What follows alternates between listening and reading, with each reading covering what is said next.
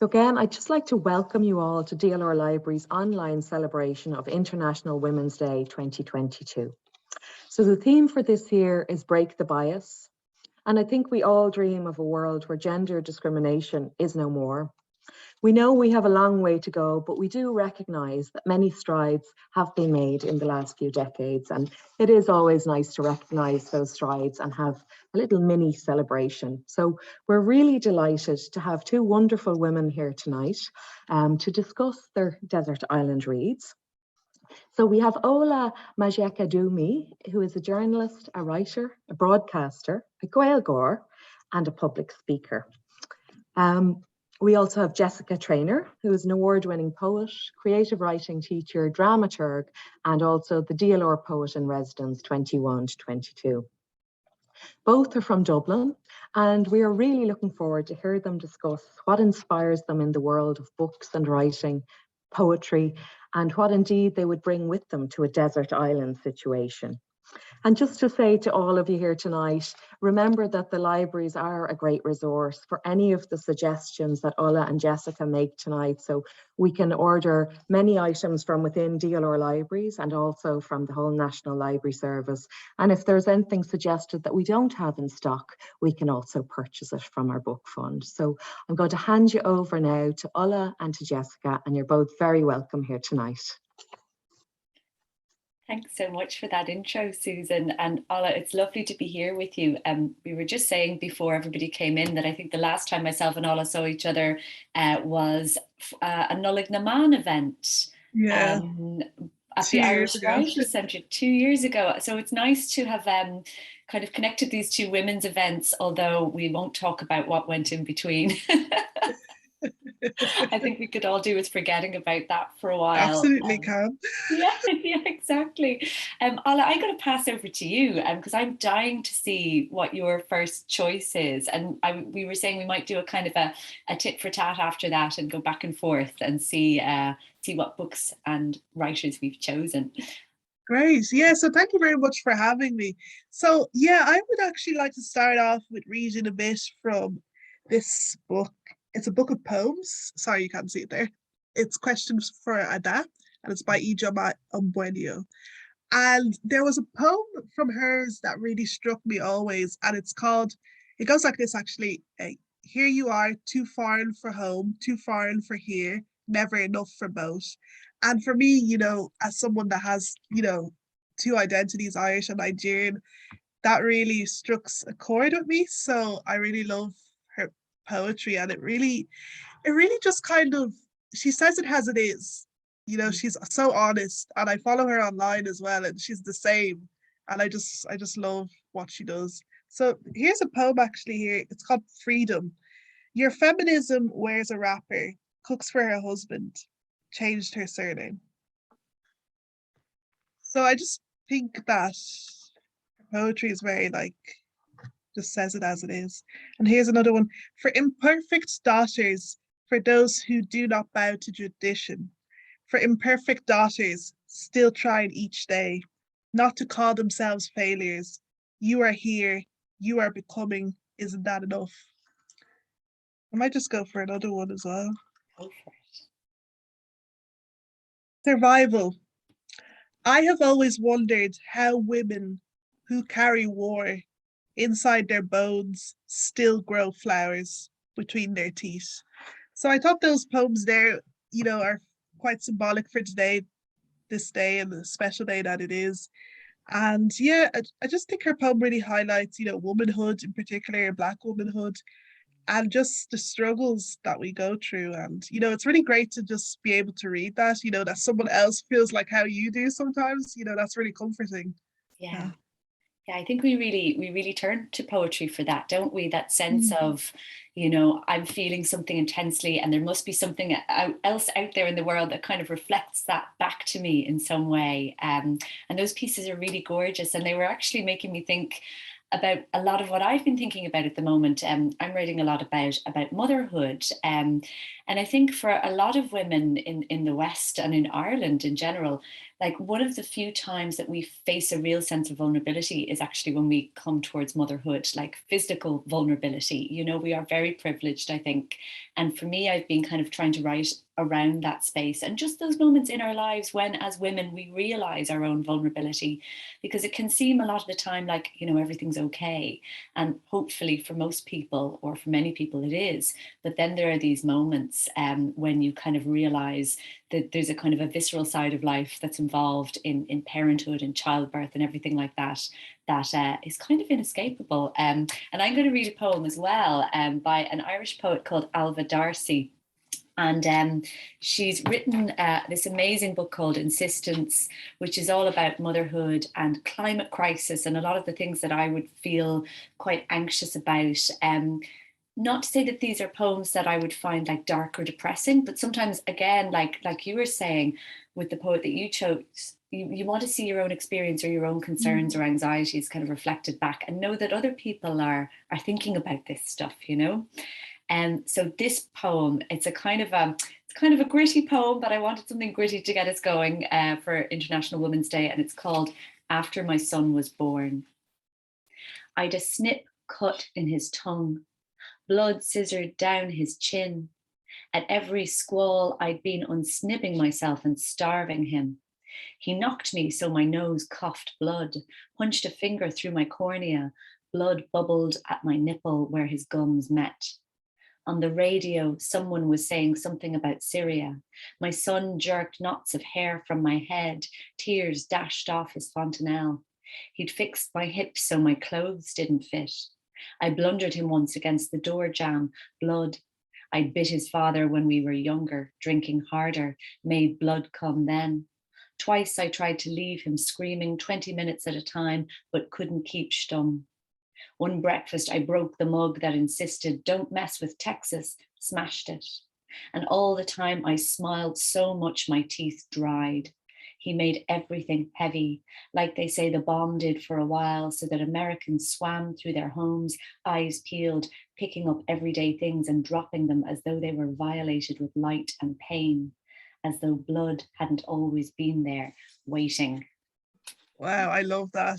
It's so descriptive, and you can just see it visually as well as you were reading it. I really love that. Yeah, I remember hearing her read it before I'd had kids and being like, wow, this is a really complex take on the whole parenthood thing. And then, you know, having gone through a lot of like similar experiences to that, I've kind of gone, okay, yeah, I'm seeing where that's coming from. You know, it's such it can be a really kind of visceral experience a lot of the time. So what's next on your list, Ola? Yeah, so I think I'll move to a bit of Irish language poetry, and I might read some of my own as well, if that's okay. Amazing. But I wanted to read out just a couple of lines from a poem that really struck a chord with me again when I was younger in school and, you know, studying for the Leaving Cert. And it was a poem really that got me thinking just about identity again, and particularly just language, minority languages. And for the week that's in it, Seachtain na Gaeilge as well. So I think it's worth reading out. So this is Arís by Ríordáin, and I'm just going to read a few lines and then I can talk about it and translate afterwards. So Fog Glan Ninyalt her. That's leave, you know, the land of crazies. That's what he would say. Shelley Keats is spake Shakespeare. Villery shared the chuid, need inchin is need the hanga, a could kangalta I go rare of the bonus kyun led air. So I'm just going to explain again that line, Faglan in her, because it might seem a bit absurd, just as I was saying, that it means leaving the land of the crazies. It really means, I suppose, you know, go back to your own kind of culture, going back to pre-colonial Ireland, you know, leave whatever has come now, you know, any kind of colonial influences, and go back. And it's like a dream, really. Like, a lot of people would think it's primitive, but I thought it was quite beautiful in that dream, just going back to that time. And he mentions, you know, Shelley, Keats and Shakespeare, you know, leave all that, like go back to what's your own, and, you know, kind of clean your mind and go back to your language that, you know, kind of got lost on the way. So yeah, I always thought that was a really beautiful poem, and it's always sat with me, to be honest. It's just one that gets me thinking about identity in minority languages in general, and even my own minority language as well, Yoruba from Nigeria as well. So yeah, it's one that really got me thinking critically. Yeah, it's so interesting, isn't it? The cycles in history, you know, when you think back long enough, and you know, people have been constantly moving from place to place, one culture coming to another place. And I think in the best of times, the cultures come together and create this whole new flowering of identity, where we get to bring the best of what we have from different cultures and mingle it together. You know, and in the sadder times, the opposite of that happens, where there's, you know, there's the loss of culture and kind of cultural memory and everything like that. But it was beautiful to hear that poem read. Every time I hear Irish language poetry, I'm just astonished again by what a musical language it is compared to English, Definitely. I think. Yeah. It just doesn't have the same flow to it, even though I, as a poet, I give it a try. I might talk a little bit about another book. This is kind of a slightly more serious book that I think is really important. And it's called The Right to Sex by Amia Srinivasan. And I read it over Christmas because, you know, obviously, like when everyone else is eating the Cadbury's roses, I'm there thinking about important questions of gender and sexuality and identity and how we relate to each other in the modern world. But I found it a really important text for the moment, just around things like just how we relate to each other, men and women, how we deal with discrimination, how we deal with changing and new identities. And I suppose in the light of some things that have happened recently, I was very interested in a passage in it which talks about rape and false rape accusations, and gives some kind of hardline statistics on these things, which I just think are really important to remember, because I think that this is an area in society that we have a lot of fear around, the idea that people will be falsely accused. But I think it's very, very careful to remember that the proportion of that in proportion to violence against women and actual rape cases and the underreporting of them, those things are important to remember. So I'm just going to read a short paragraph from that because I do think it's very interesting. Some men are falsely accused of rape. There is nothing to be gained by denying it, but false accusations are rare.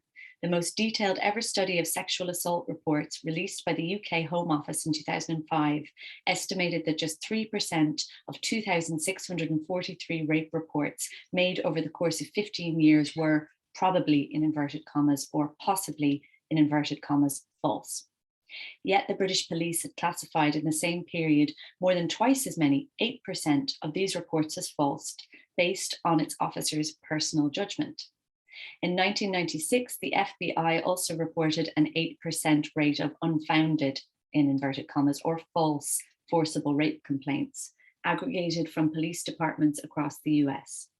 In both Britain and the US, the 8% figure was largely the result of police officers' susceptibility to rape myths. In both countries, police officers were inclined to consider a report false if there hadn't been a physical struggle, if no weapon had been involved, or if the accuser had a prior relationship with the accused. So I'd really like to read that, actually. Yeah.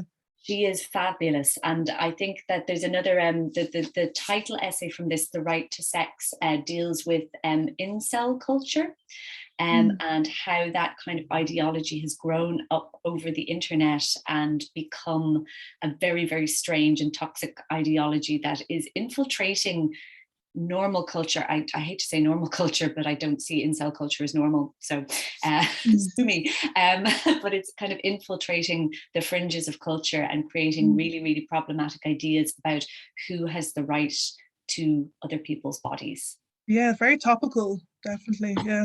Yeah, and like it you know, it's kind of it sounds maybe like a tough read, and I really did, you know, I did focus on it, but I thought that it was really fascinatingly clear. You know, she's an academic, but she is very, very clear, and she does fantastic research. And yeah, it is topical. So it's one that I definitely recommend for anyone who's interested in these topics. And I think we're all affected by them. And unfortunately, you know, we're reminded of that often in the worst possible way, in cases, very public cases of assault or femicide and things like that. So yeah, I think it's important reading, and I think we all need to try and I don't want to say arm ourselves, but I think we can always arm ourselves with knowledge Yeah, and involve ourselves in discourse in a really positive way, hopefully.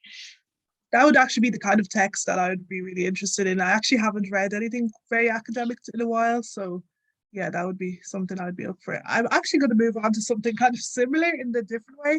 So this is from Chimamanda Ngozi Adichie, and it's the essay she wrote recently. It is Obscene, a true reflection in 3 parts.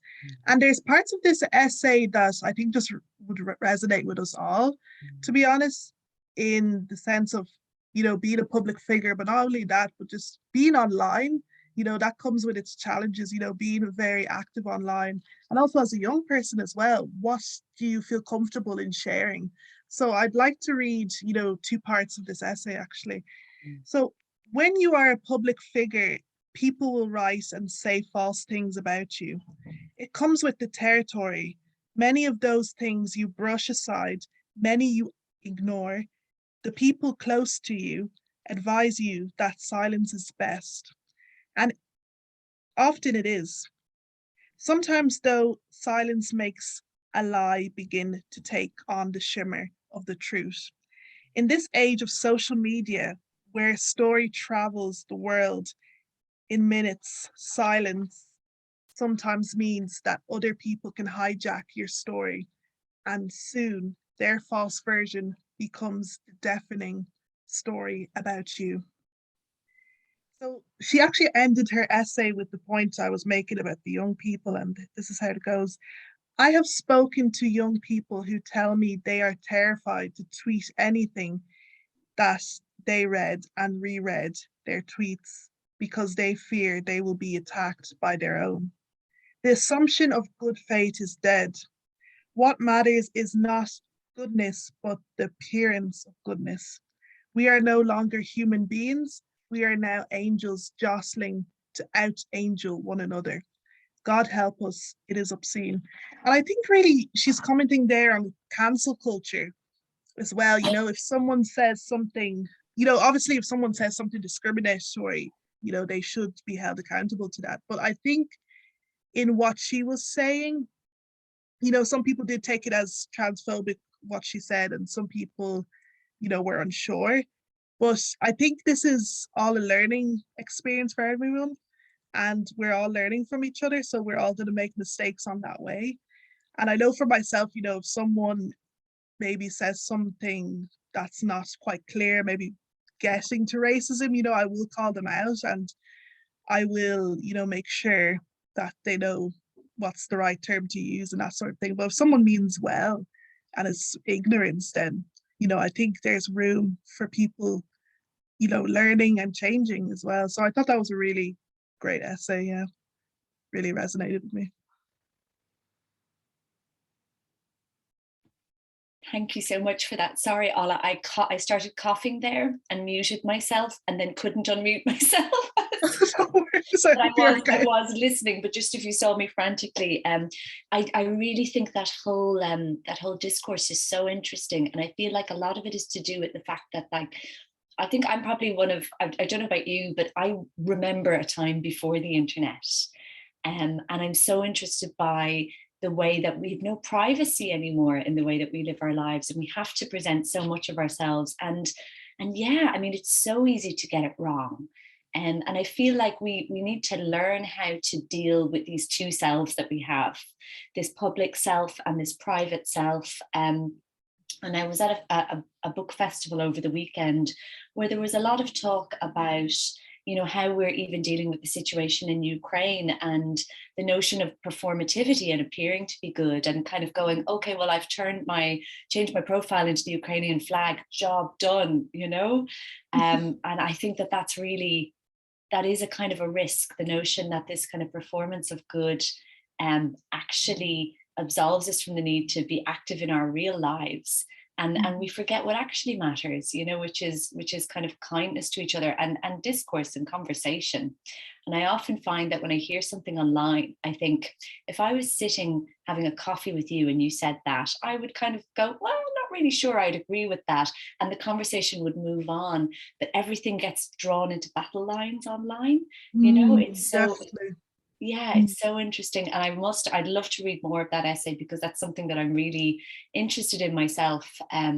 Because, I think the worst thing would be that if we were all living in this climate of fear, and we actually didn't use the chance of the internet to kind of connect with each other, because that's the whole point of it, Yeah. And instead it kind of pushes us further apart. And yeah, even going back to writing, even, writing is meant to be fearless. I felt like Chimamanda was so fearless in that essay, regardless of what anyone might think of the essay. She just stated it as it is and wanted to get her out.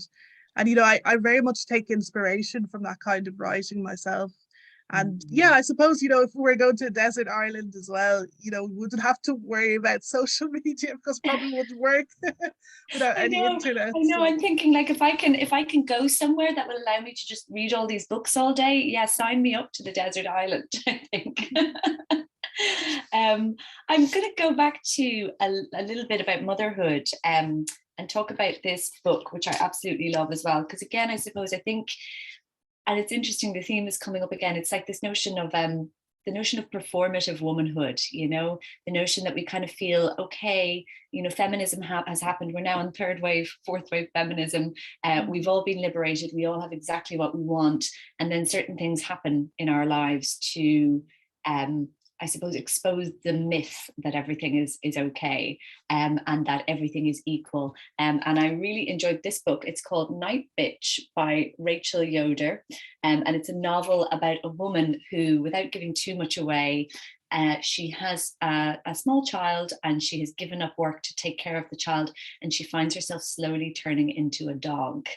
So it's very surreal, and it's very, very funny. And I'm just going to read a little extract from a moment whereby the previous night, while her husband, who is well-meaning but slightly ineffectual, it's a very funny novel, he's been away at work and he's come back, and she is trying to explain to him that she is turning into a dog and being visited by a pack of dogs who are trying to lure her away to all of these wild adventures, and he's not really listening to her. "A pack of dogs," her husband said over the phone. It was late Monday night, and the boy was in bed, and she was scared and crying. "I am covered in fur and I have a tail, and then these dogs," she said and gasped. "I don't even like dogs, and now I want one." "Honey," he said evenly. She could hear cable news playing in the background. "I'm sure this is all just a hormonal imbalance. Have you made an appointment yet with the doctor?" "No," she said, blowing her nose. She didn't want to go to the doctor, have him tell her that everything was fine, that this was all in her head. Everything wasn't fine. This is what she'd been trying to get across ever since that first night when she had woken angry and stayed angry. Nothing was fine, despite how other people reasoned away her worries and anger, said that this was just how things were, that things would get better, but she really needed to calm down and not be so angry, that she really should be grateful and happy, that happiness was a choice, that she was privileged and bratty and wanted too much all at once.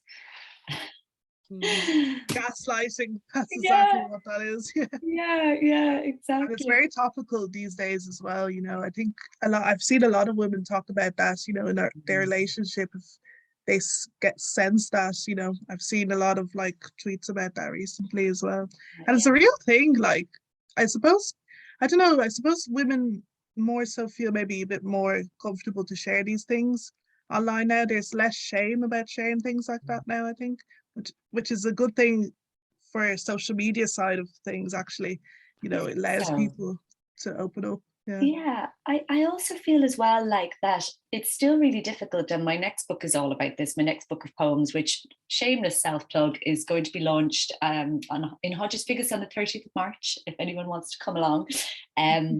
But it's all about kind of having children, and also about postnatal depression and how difficult that is, and difficult to talk about it, because we still kind of live in a culture where I think, you have a baby and everyone says you should be so happy, you should be so grateful. And of course you are those things, but there are difficulties that go with it. And it can still be really, really tricky to talk about those things. And also, this is interesting. Like, a lot of my friends actually from different African countries have said to me, you abandon mothers here, you just leave them on their own. Like, whereas, in other cultures, everybody moves in and helps take care of the baby. So the mother is not just left alone for 6 months, which is what happened to me for 2 maternity leaves. I'm not blaming my partner. Somebody had to you know, make the money and pay the mortgage during that time. And maternity leave is a great thing. But one of my maternity leaves was during the pandemic, and it was such an isolating experience. You know, you were left on your own with a baby, as if that's the correct way for families to operate, as if that's the essential way that people survive with their children, by just having the mother for 6 months on their own. And I mean, you know, for me, I think it would be so liberating if we could allocate different parts of maternity leave to, you know, to your partner. Like, so I could say to my partner, okay, well, I'll do the first 3 months and then you do the second 3 months, or, you know, just a little bit more flexibility around that, or just some recognition that, you know, it doesn't all have to fall to the mother all the time.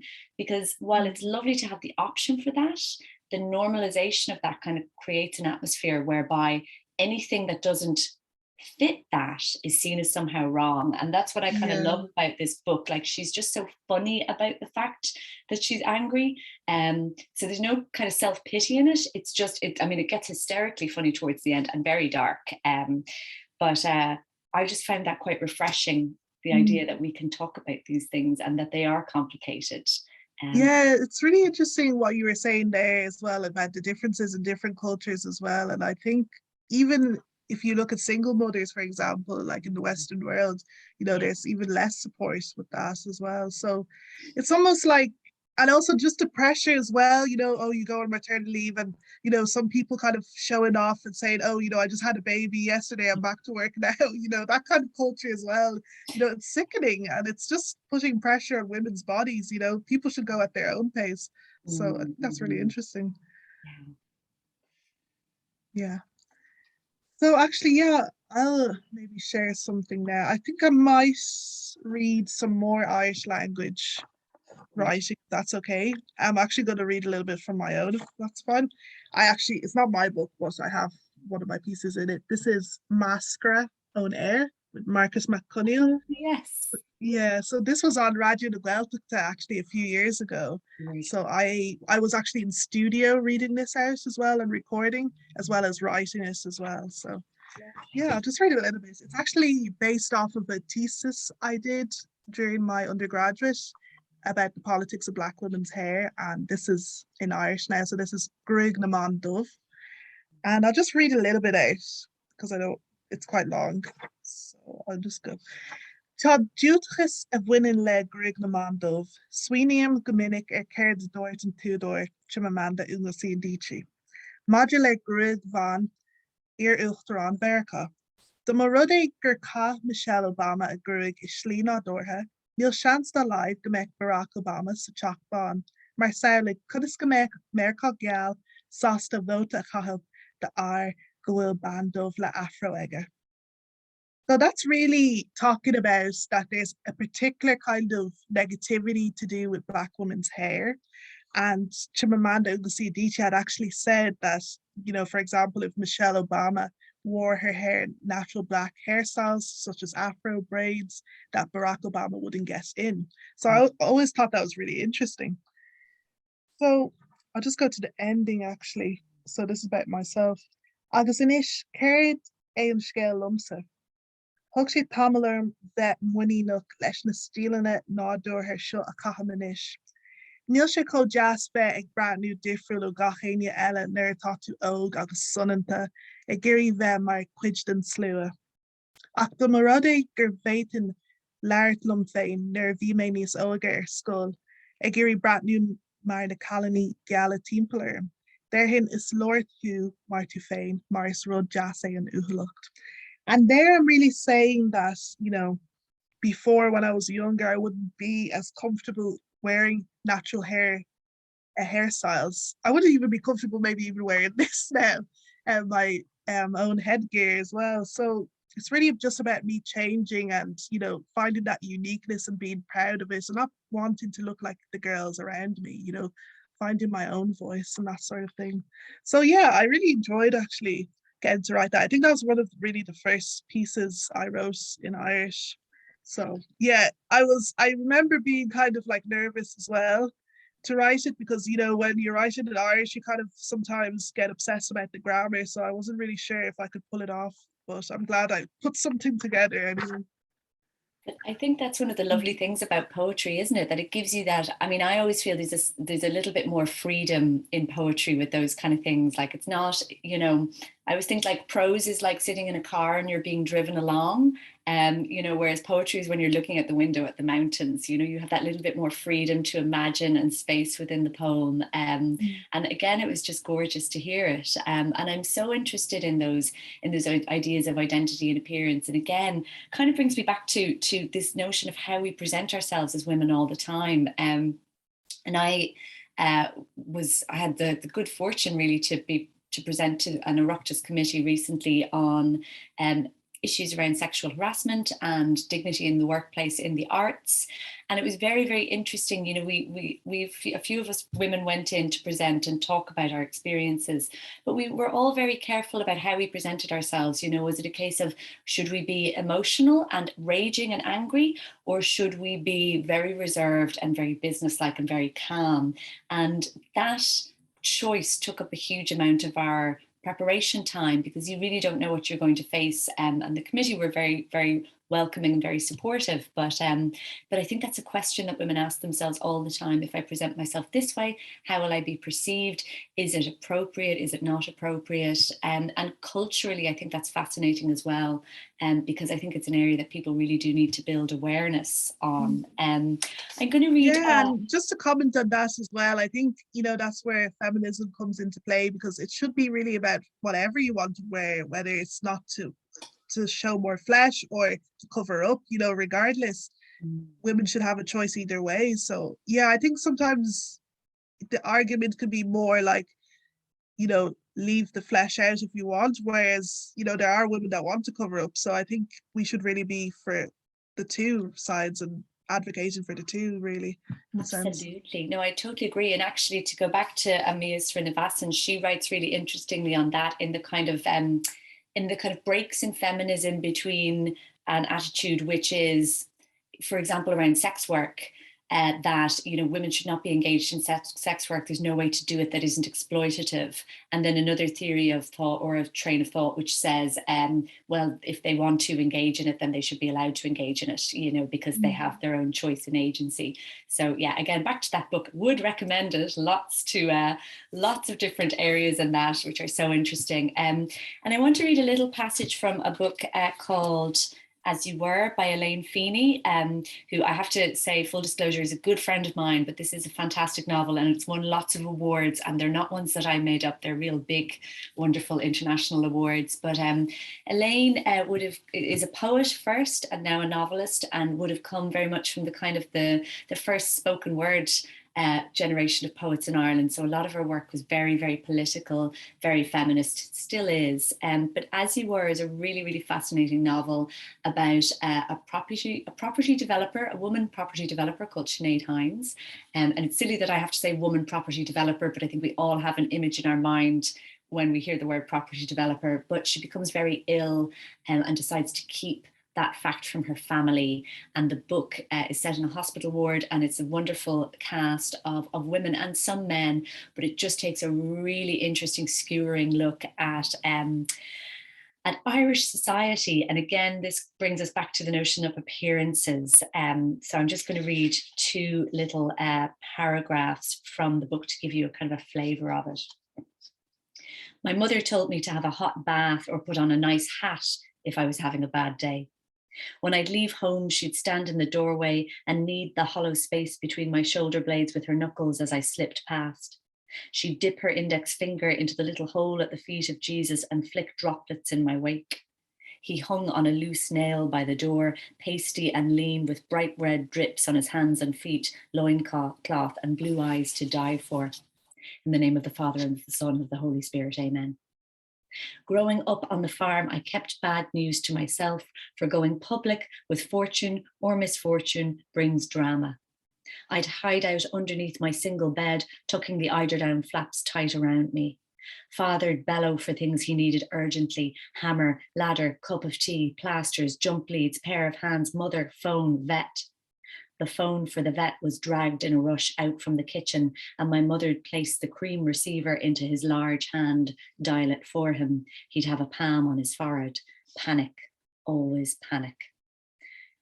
So again, I just feel that this is such a really telling depiction of a certain dynamic in Ireland around appearances and women's needs and the needs of men, and how, you know, I just love that image of the mother scuttling into the room with the phone to hand it to him. He doesn't even have to dial it himself, you know. And it's like the animal is in trouble, so it goes like animal, man, woman in the hierarchy. It's very interesting. And even it's even topical for now with the war as well in Europe, because it's more so like women and children. You know, I always thought that grouping was interesting, you know, women and children. And I always wondered about that, because are you trying to say they're almost the same? So yeah, I always thought that was really quite interesting. Yeah, and also, are they property, you know?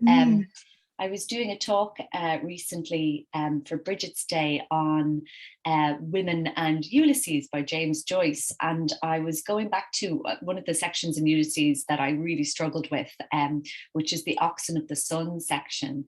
And in it, it tells the story of Mina Purefoy, who's this offstage woman. We never see her, but she's in the maternity hospital, and she's giving birth for 3 days. But the point of view of the episode is a bunch of the men getting drunk and kind of talking about the impending birth. And it's really interesting, because again, I had to put my little academic hat on and go back to Joyce and go, well, why is this Oxen of the Sun? Like, how does that correspond to the episode in the Odyssey? And the Oxen of the Sun episode in the Odyssey was the gods told Odysseus that he ended up on an island. I'm very badly paraphrasing the Odyssey, but he ended up on an island and he was told, you cannot eat these cattle, you can't eat these cows. These are the oxen of the sun, they belong to Apollo, and you'll be cursed if you eat them. But of course the sailors went and killed the cows and ate them. But I was really interested in the notion that the kind of comparison drawn between the woman as chattel, as life-giving, kind of off-stage giving birth, and you know, this notion of women and livestock and animals as somehow being together as property, and they are property still in so many places all over the world, you know. So anyway, sorry, that's my little rant about James Joyce over and done with. I remember studying Ulysses in college. Yeah, and even just about women's sexuality as well in that book, you know, the way people are so like hush hush about the part with Molly, you know, I think is always quite funny as well. You know, it's just that whole idea of sexuality in Ireland is still kind of swept under the carpet a bit, I think. Women's sexuality, So maybe we could do some Q&A now, maybe. I think it's been 40 minutes. Yeah, great stuff. Be very happy to take any questions. And it is interesting, just while we're waiting for any to come in, I always think, like, I loved Ulysses. Like, I struggled with it like everyone, but I did kind of go back to it after college and read the bits I didn't have to read for my college course. And sometimes you look at it and you think, you know, it's a very problematic Dublin, but the Dublin you see there feels somehow more modern than a lot of went before. And I think it is because of things like Molly and her kind of overt and comfortable sexuality. And I think, you know, you still get academics arguing over whether or not that scene at the end is like a masturbation scene or whether it's not. And they will get really het up about it. I've heard some stories about big rows and people being really weird about it. But I do think it's great that Joyce wrote the way he did about women, even if there's stuff in it which you're kind of going, well, yeah, this is the turn of the 20th century and we wouldn't feel this way now. It still felt, I think, like a slightly more modern version of Ireland than De Valera's Dancing at the Crossroads. Yeah, I wasn't so sure about it in terms of progressiveness, to be honest. I wasn't so sure, but definitely the final bit is, you know, questions all of that. Yeah, definitely. So guys, any questions for us? We would love to answer them. Just while we're waiting for people to maybe put some questions into the chat, just wondering if both of you would have a poem in particular that you return to again and again. I'm sure there are many, but Is there a particular poem that jumps out at you that you return to for solace or comfort? I have one, but do you want to I go don't think I first, do. Ola? To be honest, I don't have a particular poem. I suppose some of those that I read out today, but I also really like Rupi Kaur as a poet as well. You know, and some of that was actually in Beyonce's Lemonade album as well. So a lot of that I really enjoyed that. And about, you know, womanhood and sisterhood in particular. Yeah, I really enjoyed that kind of stuff. Yeah, I should definitely have one by a woman that comes to the top of my head, and I've loads, but there's a poem that I really love by Derek Mahon called "The Snow Party," which I might read out actually. I've just pulled it up here on my phone, and it's a very, very simple, economical, stark poem, but I think it actually has real resonance for today. So I'll read it out anyway. Basho, coming to the city of Nagoya, is asked to a snow party. There is a tinkling of china and tea into china. There are introductions. Then everyone crowds to the window to watch the falling snow. Snow is falling on Nagoya and farther south on the tiles of Kyoto. Eastwards, beyond Irago, it is falling like leaves on the cold sea. Elsewhere, they are burning witches and heretics in the boiling squares. Thousands have died since dawn in the service of barbarous kings, but there is silence in the houses of Nagoya and the hills of Ise. And I really feel that this poem, which is simple in its some ways and kind of creates this beautiful winter picture of a kind of a Japanese scene, and then gives us this glimpse of violence in the distance. And it's a poem that I often come back to, but I think it feels very relevant today, much like I think lots of us have seen Ilya Kaminsky, the wonderful Ukrainian poet, Ukrainian American poet, I should say, but he has a poem called "We Lived Happily During the War." And I think these two poems are about the way that we can live in a place which is seen as civilized and contained and safe, but elsewhere in the world there will always be suffering.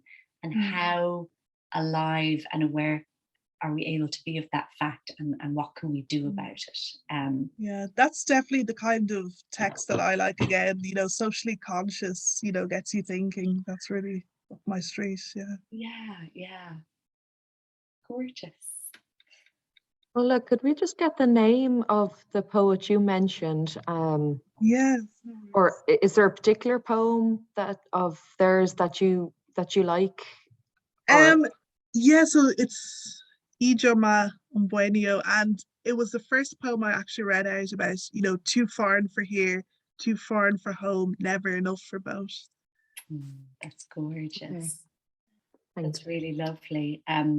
I went to see Denise Chila last weekend or the weekend before, and I didn't know she comes from a spoken word background too, but she had a poem that very much deals with that sense of how, you know, in identity wise you can feel pulled in different directions, when actually, you know, there are so many benefits to be had from those cultural exchanges and different cultural echoes that happen. So yeah, her song "Dual Citizenship" kind of touches on that. Yeah, and the way she spells "dual" as well, I think it's really interesting. Yeah, it's just fantastic. Battle, yeah. So she's our desert island music choice then. Yeah, definitely. Great. I'll just throw it out to the attendees tonight. I think Justina has her hand up, so. Oh, thank you for unmuting. Hi, and it's lovely to see you both. I just wanted to ask if you have read, like for me, we spoke a lot about femininity and poetry, and for me the best Irish person who did that, I think she was the first to do it, was Yvonne Boland. Have you come across her?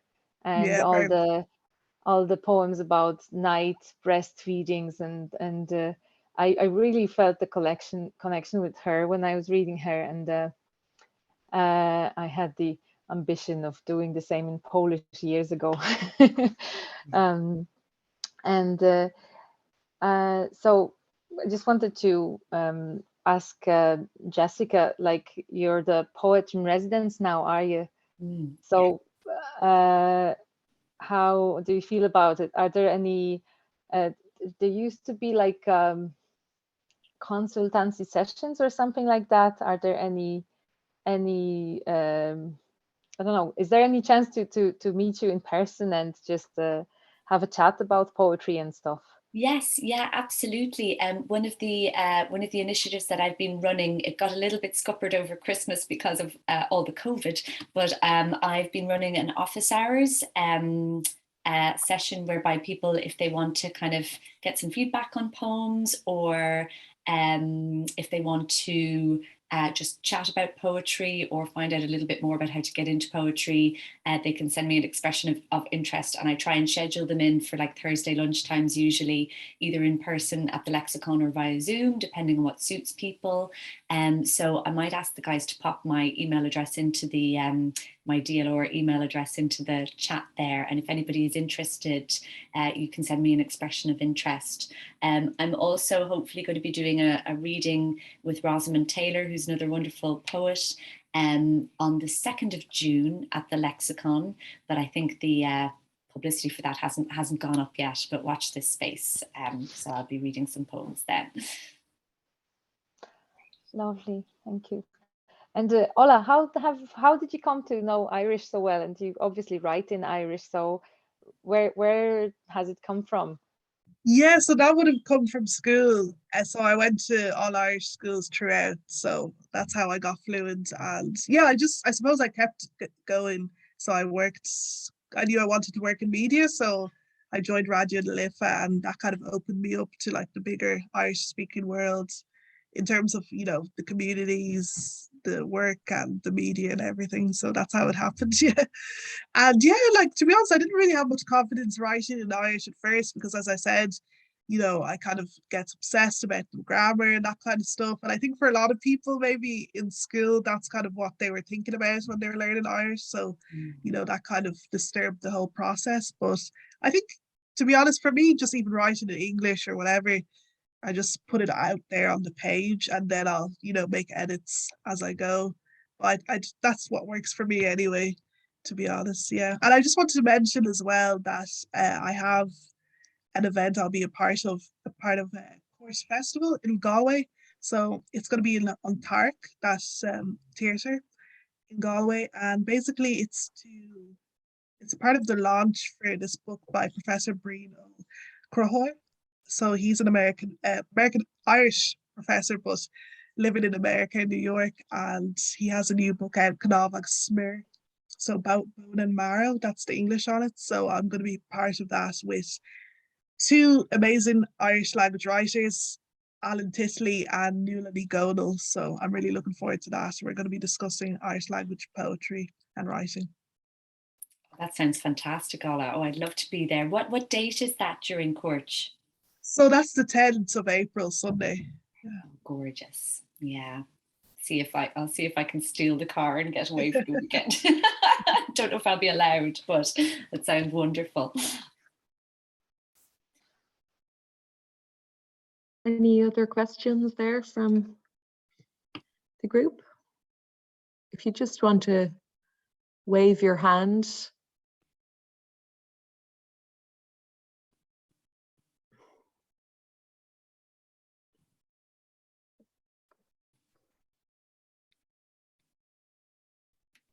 No? Okay. And Ola, I think if people want to hear more from you, you have a radio program. Is it RTE2? So it's Afra Era on Radio na Lifa every Saturday or every second Saturday from 4 to 5, and then I have a new show Unheard on RTE2XM as well every Wednesday from 7 o'clock, and that's bilingual actually. Do you get to use Irish in your daily life? I mean, would your family also speak Irish, or do you get to use it, I suppose, day to day? So no, my family do not speak Irish, but no, I wouldn't say I use it daily. Like maybe a little bit here and there in an email or something, but I would say like definitely every week I would use it probably. Yeah. And any tips for people to I suppose keep their Irish that they have from school? Any suggestions Yeah. for people to use it and to practice it? Yeah, I would say, yeah, for Seachta le Gaeilge especially, use your cúpla focal, even in the email, sign off. You could say le jagui, le mass, hermagot, things like that. And yeah, just really, I suppose, have confidence that you can get there if you want to be fluent or intermediate. And yeah, just listening to like Irish language radio, like Rádio na Lifa, Rádio na Gaeltachta, watching TG Cahir, and that sort of thing as well. And I think for me, what helps me keep my Irish up as well is just speaking with other people. Like I've learned a lot more even from school, from just speaking to people as well. So that's another thing. And Duolingo has also helped a lot of people too, I've heard. So Yeah, that's great. Thanks for all those tips. Seeing as you mentioned, it is also Seachtain na Gaeilge, so it's lovely to have you as a Gaeilgeoir here as part of International Women's Day as well. So I don't think there's any more questions. So I'd just like to say thank you very much to you both for joining us. We've caught some of the titles there in the chat. We'll make the video recording available on DLR YouTube. And when we do that, we'll capture any of the titles we missed and we'll include them all in the comments below the YouTube video. So you can find that if you want to re-listen on DLR YouTube, and we'll also have it on our podcast as well, our DLR Libraries podcasts as well. So thanks again to everyone for joining us, and happy International Women's Day to you all. Thank you all so much. thank you so much. Take care. Bye-bye.